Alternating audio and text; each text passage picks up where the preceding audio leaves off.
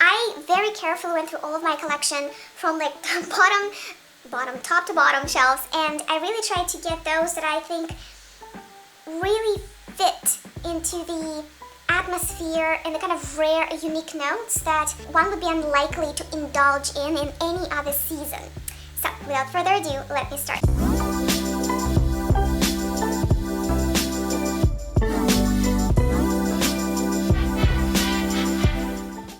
Talking about modern, or if not contemporary but relatively modern, I find that this creation by Histoire de Perfumes, which is Matahari 1876, is a kind of a nod toward that family of fragrances that I just referenced with L'Heure Bleu by Guerlain. Matahari is described as a warm, spicy, powdery, aromatic fragrance. Again, doesn't tell us much. What I personally really feel so special about it is that it has these poisonous, herbaceous quality that makes some people fall in love with absinthe. It's not listed here per se, and it actually says it is bergamot, orange, rose, iris, violet, and I think violet really brings it closer to L'Heure Bleu. Cinnamon, carnation, a lot of different spices, and one that's very prominent is caraway. And in terms of the base, what really pulls it together is vetiver, guaiac wood, sandalwood, musk, and vanilla. Some people write online that it makes them think of geranium, and I think caraway and kind of carnation type of iris, violet type of notes, they really together create this feel of something incredibly, it's almost like a bitter powder. It's very hard to describe. Some people actually who don't like this perfume say that it smells like makeup that's gone bad. And you know, this kind of like sour, bitter, oily smell that makeup can get sometimes when it's gone off. I can see that in a certain way, but to me it's just hypnotically bittery, oily, and poisonously majestic. I think it's a perfectly named fragrance. If you're curious, Google the life of Matahari, you'll be blown away. It's a real story. It's hard to believe that people and stories like that even really exist in the world and not in the pages of fiction. But the Javanese spy, the cult figure in the history, controversial, seductive, alluring, yet deadly in many ways. Matahari by Histoire de Perfumes really stole my heart.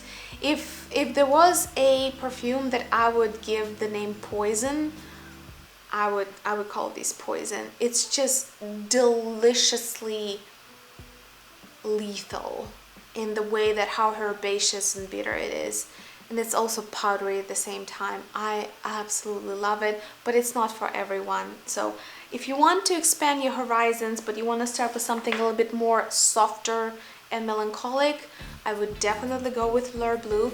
But if you're ready for it, you're ready for the next step, Matahari. Oh, it's just beyond imaginative. And now I'm going to transition to something a little bit more soothing, a little bit more, I guess, I don't like the word wearable, but in a way still as interesting, but not with so many claws as like Matahari. And this is Molinar de Molinar. Beautiful bottle. Just a work of art. Quite affordable if you can find it online, yet I'm blown away that not many people talk about it because it has really unique profile. And what I'm talking about, that this is a fragrance that was reimagined in 2017, so my version is fairly young. It is a yellow floral. Not that many of them are around that are not J'adore Dior. Balsamic, earthy, green. And what really makes this unique among hundreds upon hundreds of perfumes of similar description is that the whole composition is built around the flower, tagetes or tagetes. It depends, again, from which language you bring this Latin word into pronunciation. So there's also bergamot, galbanum, cassis, labdanum, jasmine, incense, ylang-ylang, narcissus, worth noting, May rose, amber, patchouli, and vetiver. What I find that this is so delightfully soft, patchouli, spicy, with the very recognizable tagetes floral scent, that it really takes me to a much quieter spaces of cemeteries. I don't know about you, where I come from, tagetes were used to decorate the graves. I'm actually not sure what's the tradition there. And I didn't really develop any kind of morose or association with it. To me, that smell became kind of the sign of quiet contemplation. Yes, somewhat melancholic, but nevertheless almost soothing and very, very quiet. So when I really want to almost meditate on something bigger than me, right? Like on my place in the world, when I'm overwhelmed with so much injustice or traumatic events that are bigger than me, they're gonna last longer than me, and probably will never end ultimately.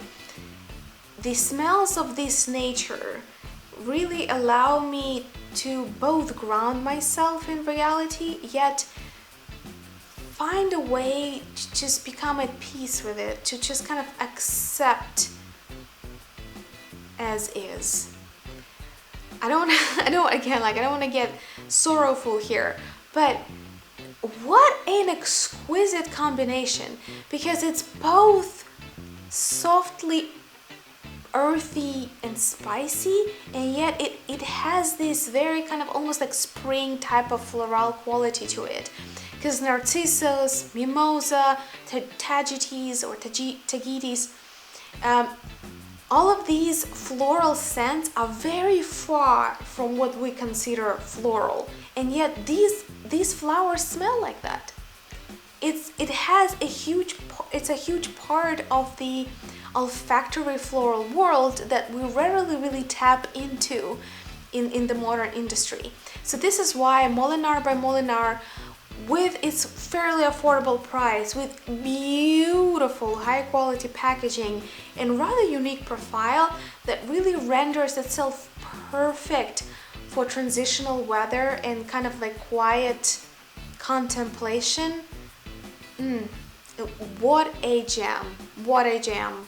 Soothing in a very skin-like nudie type of way, but way more kind of foodie type of accessible. This is Fils de Dieu by Etat Libre d'Orange. It already made it to a number of my top lists, and I'm gonna bring it up again because not only this is a soft, spicy, almost edible nude in terms of a perfume, but if you look at its description on the website, it has like 100 components, and yet it's very accessible and friendly in the way that it portrays itself. Quintessentially, this is dedicated to Philippines culture. I didn't know that before actually. When I started preparing for this video, I was kind of blown away because yes, it does have these facets of this kind of coconut sticky rice, kind of like sweet, slightly spicy ginger, and so many myriads of other soft, sweet spices that are blended together into this shake of delightful, edible, nudie spiciness. I wear it any day, any mood, any weather. A lot of people complain that it doesn't have a lot of sillage, that it's not, you know, like it's not entering the room before you. I'm rather happy it doesn't, because this is a kind of work from home type of perfume.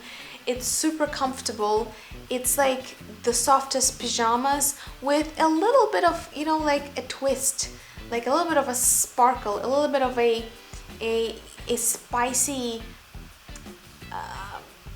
ruse to it. So yeah, feels did you, if you're looking for something edible but not gourmand, something spicy but not prickly, something creamy, maybe even if you enjoy the idea of kind of rice type of sweetness, feels did you. This is the guy. This is the one. All right, now for the serious stuff. The kind of like 18 plus kind of stuff. This is my personal obsession right now. Ever since I got it, I can't stop. And I find that it renders itself so well to fall weather. So this is Histoire de Parfums 1740 Marquis de Sade. Oh yeah, that guy. Bad guy. Obviously, the perfume, the fragrance that is dedicated to Marquis de Sade couldn't be anything else than leather. However, État Libre d'Orange also has Marquis de Sade perfume, and I can't wait to put my hands on it, hopefully soon, and I'll do a comparison for you. But there were like a myriad ways to do leather. There are myriad ways to kind of exploit the BDSM type of culture and references. And this particular version by Histoire de Parfums, to me, is warm, gourmand, and spicy. So this is the kind of like dinner before the orgy type of affair we're talking about. So it has Divana, Sensualis, and Bergamot at the top, patchouli, coriander, cardamom, a lot of spices. Cedar, labdanum, elemi, leather at the base. Yeah, did I miss anything? Probably even more notes if you're willing to kind of study it for a little bit. But this is the guy who only needs 2 sprays. If you're looking for a truly potent and vivacious, bold, rupturing in its frivolity type of perfume, this is it. I really like that some people talked about it as deliciously smoky, because it has some of the kind of smoky feel, though not as much as something that I'm going to show you next, but it does have this kind of leathery, smoky, gourmand appearance, but it also has sharp corners. The spices here are very differently milled and blended together compared to Fils de Dieu or even Fat Electrician, semi-modern vetiver, like or spices in Molinar de Molinar. Basically, any other perfume that I showed you before has spices that are very softly, thinly weaved together. Here, the spices kind of like, I wouldn't say that they are prickly, but they do jump at you. You can't distinguish them one by one if you kind of spread the aroma around you and study it for a few minutes. And I think this kind of voluminous nature of each note, how it kind of starts protruding forward, is what really makes it a little bit dirty and a little bit audacious. It has very unique properties of how it behaves in space, and this is why I'm obsessed. I must say, I've spent a lot of nights having a bit too much of Marquis de Sade on my mind and in my bed, but I can't stop. It's just too good. I keep coming for more. And enough of that, let's just move on. The next one is probably the smokiest we're gonna talk about today. but this is the kind of, you know, like burning fall leaves, bonfire type of mood that is heavily rounded by gourmand, woody combination of notes with suede. And we're talking about Irreverent by also Histoire de Parfums. Much younger composition than Marquis de Sade. And what really blew me away, that the definition of this perfume, I would have never guessed it by smelling it, is woody shipper. I tend to sometimes mistake the L'Heure Bleu, as I told you, with shipper, even though it's not. But the fact that Irreverent by Histoire de Parfums is a woody shipper just blew me away. Because just let's get through the notes and you'll see why I'm so surprised. It has bergamot, elemi, and lavender at the beginning. It has coffee, oud, and styrax in the middle, in the heart, and patchouli, sandalwood, and amber at its kind of closing. Yet, I think the combination of coffee, oud, and styrax and some kind of gives it smoky, resinous quality, but it also becomes kind of woody. You know this cocktail that's called Holy Smokes? I swear to God. This is it. And by the way, I love Holy Smokes, and I keep trying to reproduce it at home because there was one of my favorite restaurants in Silicon Valley. They just knew how to make it, and like it came with this closed little jar and the smoke was trapped inside. It was delicious. It was truly passage to hell. It was that good. But this is as close as it gets for me to that particular way that they were making Holy Smokes. If you don't know, Holy Smokes is a more like a honey-like smoky version of Old Fashioned. If you enjoy that kind of reference, Irreverent. I know that you can get the smaller ones, the travel size ones, for much cheaper. I think even on the official website, I don't think they're more expensive than $40. I think they're very affordable, but you get them truly packaged with true form to the brand identity. It's really cool. It's really cool how the package travel size is. It's really very collectible in a way, and it kind of looks like e-cigarettes to me. I really love how they package their perfumes, especially how much attention they put into the design of even travel size perfumes that they have. And the sweet oud here makes it somewhat similar. Maybe some of you have tried the Across Sands by Maison Margiela. But that one is a little bit more kind of mainstream designer type of sugary sweetness with a tone of wood. Here, tone of oud. And here, oud really comes first with the smokes, with some of the leathery spiciness and the honey-like sweetness and roundness of, what is it? Probably amber and styrax. Elemi, probably elemi as well. I love it, but I can only wear it once in like I can't wear it day after day. That's what I'm trying to say, because it's a bit much. It's very prominent. It has a lot of character. But basically, if you really don't have any place to have a bonfire, but you want to feel the bonfire, and you're like ready to pour yourself in like a late night drink, a stiff one, this is it. This is bonfire and a stiff drink for you in the safe zone of your studio apartment in the middle of Manhattan or wherever you are right now.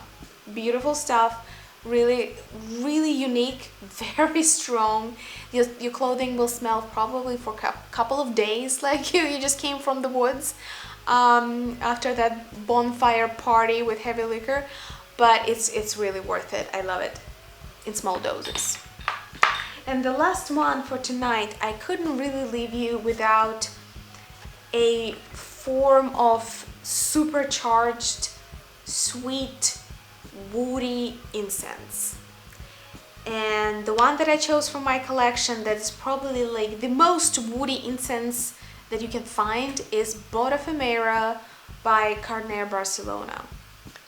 You can buy these, I think, heavily discounted if they still have them, from Fragrance by Canada. That's where I got mine. Even though Carner Barcelona to me often falls into more watercolory and not as strong, not as long lasting side, Eau de Femira is one of those that will last until you wash your clothes and maybe even after.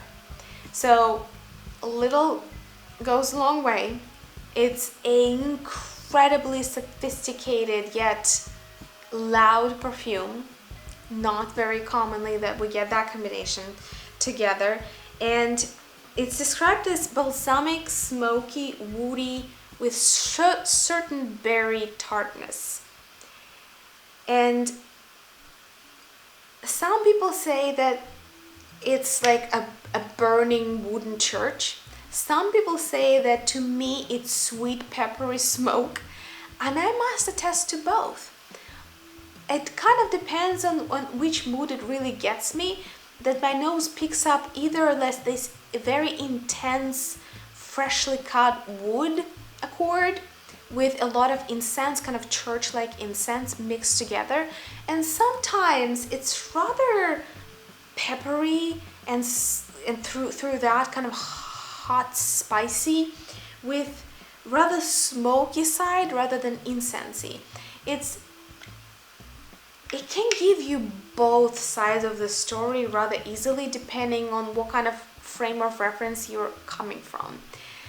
What I love about it is spraying it on my bookshelf. I don't know why. When I'm in the mood for a coffee break with a book, which always sounds so amazing in theory, but we rarely find actual time to do it.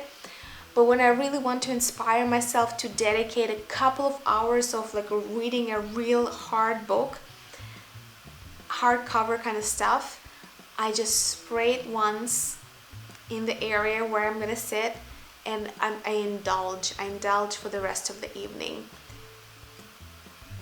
It's an incredible value for your money because, as I said, little goes a long way. It's good stuff, and to me it's quintessentially fall. This is the perfumes that I find are about ideal to start testing or wearing in fall. I'm sure they have a lot of other applications, but I find that fall is where they really blossom. The kind of the transitional, murky, somewhat melancholic weather, especially if you live in a climate where you can observe seasons. These are the perfumes that become more imaginative and more inspirational, supported by that kind of weather. Not that they cannot be enjoyed in any other climate or weather, but I do find that if you are looking to expand your horizons and try something that would complement the weather that fall is all about, try these. I think these are really worth your attention, and they will not disappoint you, neither by their technical performance nor by the complexity or richness of olfactory design. All right, I've spoken for a long time. Now I want to hear from you. What kind of perfumes you think are just perfect to start wearing or testing in fall? Please leave a comment below. Let me know what kind of recommendations you have, and I'll be waiting for your feedback. Thank you so much for watching, and I'll see you in the next video.